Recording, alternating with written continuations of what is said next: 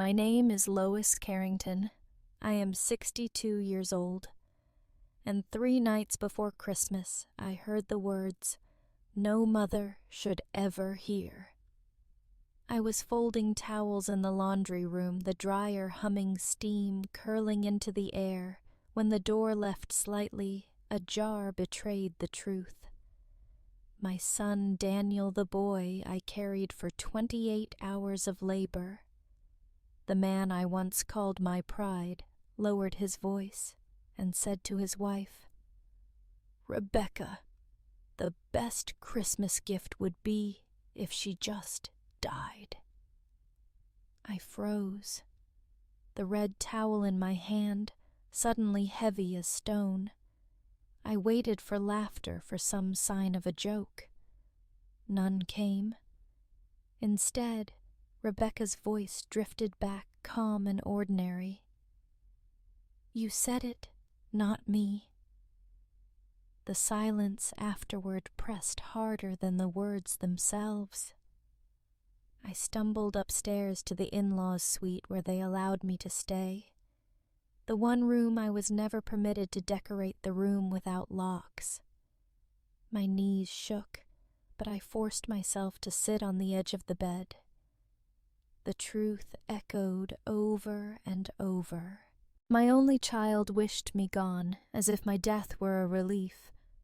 For years I had been the quiet support, the babysitter, the biller, the woman who had sold her own home to help Daniel and Rebecca buy theirs. I believed love would be enough. That night, staring at the faded walls and the untouched suitcases in my closet, I realized love had become a one-way current. If you are listening, imagine for a moment hearing your own child wish you away. What would you do? Would you scream? Would you collapse? Or would you gather the pieces of yourself and prepare to act? That night I reached for my notebook, wrote down Daniel's words, and promised myself I would never forget them. They would become the beginning of my answer. I sat in that small room, the one they called generous, though it held no sign of me, no piece of my history. My chest ached, but no tears came. Instead, there was a hollow silence inside a quiet so sharp it hurt. I thought of the years that had led me here, every sacrifice woven into the fabric of this family. When Daniel lost his job, I canceled my cruise and gave him the money I had saved. When Rebecca wanted a bigger house, I sold the home my late husband and I built together and handed over $120,000 to make their dream possible.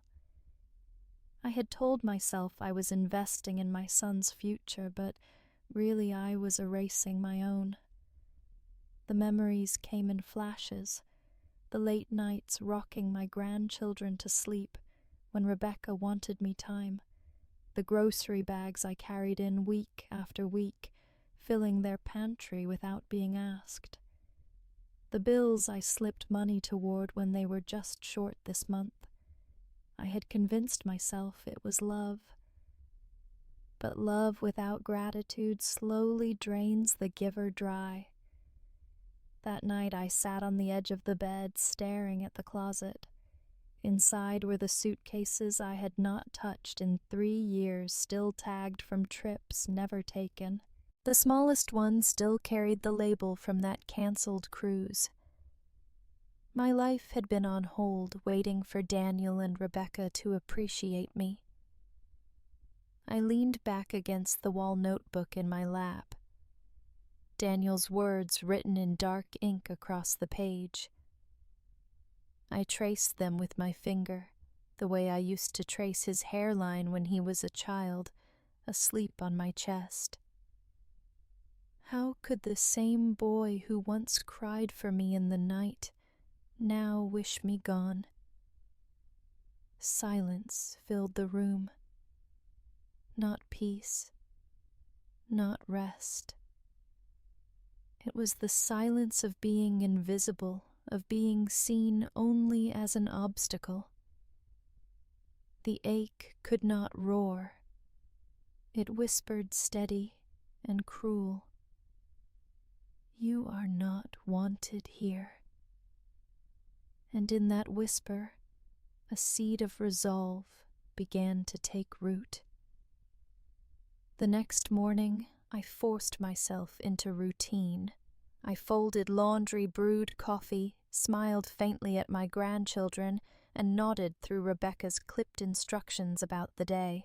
On the surface, everything looked the same, but inside, I carried the weight of those words, a secret bruise. No one could see. After breakfast, I went back upstairs to the in-law suite. My hands trembled as I opened the desk drawer where I kept old mail. The top envelope bore the mortgage company's logo. I tore it open carefully, almost hoping it was nothing. 3 months past due. My breath caught. The house that had cost me my savings, the one Daniel promised would always be part mine, was teetering on the edge. I opened my laptop, something I rarely did. Numbers appeared like small betrayals across the screen. The joint account I had set up for emergencies was nearly empty. Quiet withdrawals, week after week. Thousands gone. I had stopped checking years ago, trusting Daniel's word when he said they only used it sparingly. Now I saw the truth. It was not an emergency fund. It had become their private allowance. I leaned back in the chair, sick to my stomach. My savings had not been gifts of love. They had been lifelines taken without gratitude. How many times had I filled the fridge thinking it was kindness when it was really just covering their overspending voices carried up from downstairs? I moved to the stairwell and listened. Daniel's voice was low, tense. That emergency account is empty. Completely drained, Rebecca answered, casual. What about her other one? The one she uses for Christmas gifts, Daniel snapped back. I'm not robbing my mother. But there was no conviction in his tone, no outrage at her suggestion, just a pause followed by, I'll figure something out. I stepped back, pressing a hand to the wall. The betrayal was no longer just whispered wishes. It was numbers on a screen, overdue bills, and secret conversations about what else they might take. Back in my room, I opened the bottom drawer and pulled out a thick folder. Inside were documents I had nearly forgotten. The co-ownership deed, notarized agreements, letters from the lawyer my husband and I once trusted. I ran my hand over the neat signature, my own name still printed clearly. Daniel had promised to remove me, but he had never filed the papers. I whispered aloud, almost in disbelief. My name is still here. It was as if a hidden door had opened. Beneath the ache, something stronger stirred. Proof, leverage, a reminder that I was not powerless. Not yet. That evening, after the house had grown quiet, I sat at my desk with the folder spread out before me. The papers smelled faintly of dust, untouched for years, yet every line carried a memory. My late husband Richard had insisted we keep copies of everything. Lo, as he would say, trust people with your heart, not your money. At the time I thought it cynical. Now I saw it as foresight. I pulled out an envelope labeled in Richard's handwriting. Plan B. Inside were the documents he had once walked me through. co-ownership deed letters from our lawyer, even a separate list of account numbers Richard urged me to keep away from Daniel. I remember rolling my eyes back then, insisting family could be trusted. Tonight, staring at Daniel's casual betrayal, I felt only gratitude for Richard's caution. With steady hands, I picked up the phone and dialed a number I had not called in years. Sophia Miller answered, a familiar voice. Relief washed over me. Sophia had been our attorney for decades, a woman who knew our history. Sophia, I said, my voice thin. I need to know if the paperwork we filed on the house is still valid, the one with my name on the deed. She paused only a moment. Of course it is. Daniel never filed the removal. You never signed anything. You still own 40%. I closed my eyes. For the first time in days, my heart slowed. So I still have rights. You do, she replied gently. Tell me what happened. And I did. The overheard words, the drained accounts, the overdue mortgage, the pressure to consolidate finances under Daniel's control. When I finished, silence hung on the line until Sophia spoke firmly. Lois, you are not trapped. You have power here. If you want out, we can act. I don't want revenge, I whispered. I want out, but on my terms. Then we draft a notice of intent to sell. It will land hard. Are you ready for that? I looked around the small room at the faded curtains. Rebecca never let me replace at the bed where I had swallowed disappointment night after night. My hand rested on the suitcase still waiting in the closet. Yes, I said. I am ready. Sophia promised to prepare the papers by morning. After I hung up, I opened my suitcase and began to pack. Not frantically, not in fear, but with careful resolve. I folded each sweater as if tucking away an old version of myself. I set aside only essentials, clothes, my passport, Richard's watch. Finally, I placed the envelope labeled Plan B on top. It was more than documents. It was proof that even after years of giving, of being drained and dismissed, I still had something left that was mine. That night, as snow drifted outside the window, I whispered into the silence. You wished me gone. Daniel, you will get your wish, but not the way you think. The next day was Christmas Eve.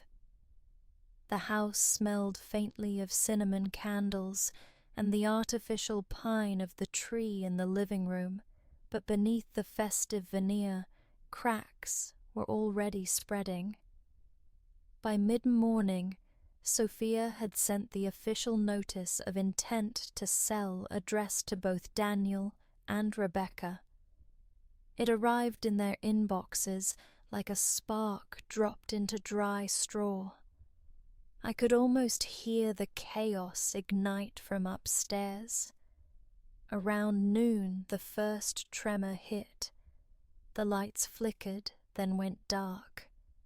The television shut off mid-commercial, the dishwasher ground to silence, and the hum of the refrigerator faded. Daniel stormed into the kitchen, phone in hand, cursing under his breath. Rebecca followed, her voice shrill. What do you mean the power is cut? We have guests coming tonight. My mother is flying in tomorrow. Daniel's answer was muffled, but I caught enough. The bill wasn't paid. I thought, Mom. He stopped himself, glancing toward the stairs toward me. I stayed in my room, listening. Rebecca's voice cracked. "You said she would cover it like always." Their argument rolled on voices rising and falling, each blaming the other. Downstairs the Christmas tree stood in darkness, its ornaments glinting faintly in the dim afternoon light. Meanwhile, I opened my small suitcase and placed a tin of cookies inside. Then I thought of the children. They had done nothing to deserve this. Quietly, I wrapped 3 small gifts in plain brown paper, one for each grandchild, and wrote their names in thick marker. Inside each package, I placed a short letter. I wrote of love, of baking pies together, of bedtime stories, of the way their laughter had once filled my life with hope. I ended each letter the same way. None of this is your fault. Remember that. By the time I sealed the last envelope, the house below had grown louder. Rebecca slammed cabinet doors. Daniel barked into the phone at the utility company. Panic was replacing denial. I sat at my desk listening to the storm unravel. That evening, Rebecca stomped upstairs, her perfume. Heavy, her eyes wild. She pushed into my room without knocking. "Did you cancel something?" She demanded the mortgage, the power. "Why is everything collapsing right now?" I looked at her calmly. "Because you built your life on a foundation I paid for, and I am done paying." She stared at me, stunned into silence. Then she turned, muttering, and slammed the door behind her. I exhaled slowly, my hands steady. The fallout had begun, and while they scrambled in the dark, I felt only clarity. For the first time in years, I was no longer the one unraveling. They were. The house was still dark when I rose before dawn. Snow dusted the windowsills, and the air inside was colder than usual. I dressed quietly, pulled my suitcase from the closet, and set it by the door. Each zipper, each fold of clothing felt like a line drawn, an ending written in fabric and resolve. Downstairs, the tree loomed in the corner, ornaments glinting faintly in the grey light. I knelt and placed the 3 simple gifts beneath its branches. No ribbons, no glittering boughs, just brown paper and words of love sealed inside. It was all I could give my grandchildren now, and perhaps all they truly needed. Proof that their grandmother loved them without condition. The airport shuttle pulled into the driveway at exactly 4:00 a.m.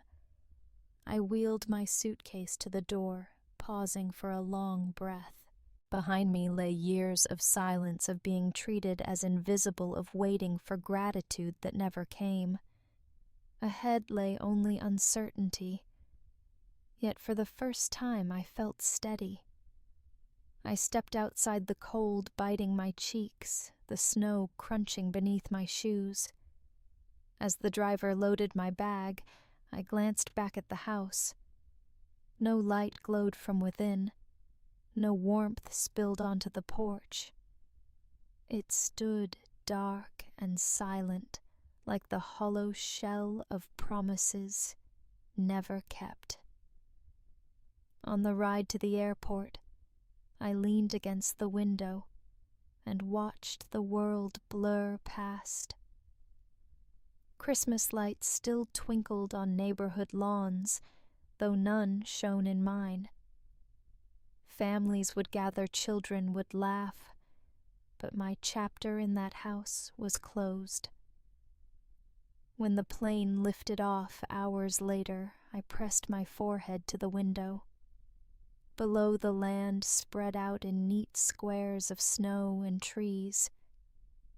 I did not cry. Not when the seatbelt sign dinged. not when the captain announced our arrival, not when I heard French voices filling the cabin as we landed in Paris.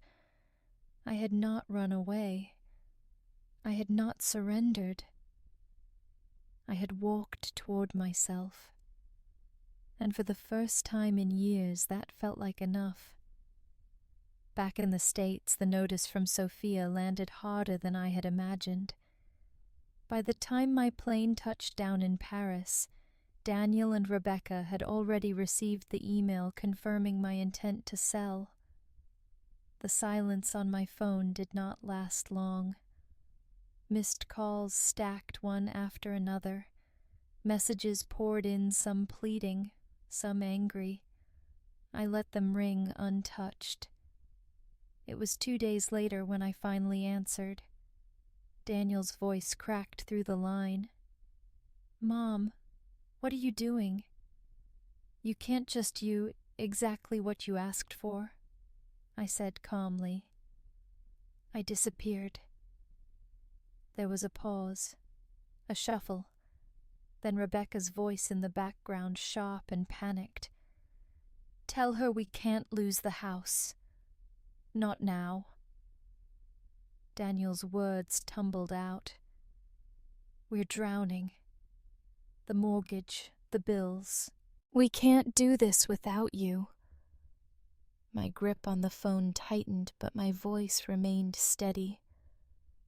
"You stopped treating me like family the night you wished me dead. Since then I've been nothing but a wallet and a babysitter." "We didn't mean it like that," Daniel whispered. "Yes, you did. Maybe not in those exact words every day, but in how you treated me. And now you will live with it." The line went quiet except for his breathing. I closed my eyes and added, "This house was never just yours. You forgot that, and now the papers will remind you." When I hung up, my hands trembled not from fear, but from release. The reckoning had come not with shouts or revenge, but with truth laid bare. Paris in winter was cold, but the air felt lighter than it had in years. One evening I sat alone in a small cafe near the Seine, a notebook open in front of me. I wrote the words slowly, letting them sink into the page. I didn't just walk away. I walked toward myself. For so long I believed love meant giving until nothing remained. I thought being a good mother meant covering debts, filling pantries, silencing my own needs. But love without respect is not love. It is servitude, and family that treats you like a burden is not family, no matter what name they carry. I closed the notebook, sipped my tea, and looked out at the glowing city. I missed my grandchildren, yes, but I had left them something no darkness could take, a reminder that they were loved, and that love does not mean erasing yourself. To anyone listening, hear this. You have the right to draw a line. You have the right to keep your dignity. And sometimes the bravest act is not staying, but leaving. If this story has touched you, I invite you to share it. Like this video, subscribe to the channel, and tell me in the comments where you are watching from, because stories of strength, of survival, and of quiet justice deserve to be heard across every corner of the world.